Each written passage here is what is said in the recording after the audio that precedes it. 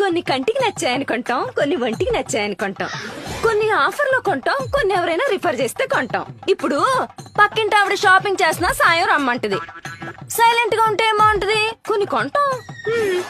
ఎవరో చీరలు కొట్టేటం ఓపెనింగ్ కి రమ్మంటారు. ఊపుకుంటొస్తే ఏమంటది? కొన్ని కొంటాం.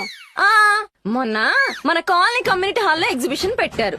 వంట చేసేసి ఓ చూపు చూద్దామని వెళ్ళాం. కౌంటర్ లో చీప్ గా చూస్తే కొన్ని కొన్నాం. ఇది ఓన్లీ లోకల్. అంటే ఎస్టీడీ కూడా ఉందా?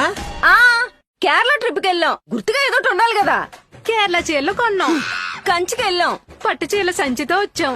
మన కాకినాడ పెద్ద కర్మకి వెళ్ళాం. పక్కనే ఒప్పాడా డ్రైవర్ తిప్పాడా. కొన్ని కొన్నాం. లోకల్ ఎస్టీడీ కాకుండా ఇంకొన్ని ఎక్స్ట్రాలు కూడా ఉన్నాయి.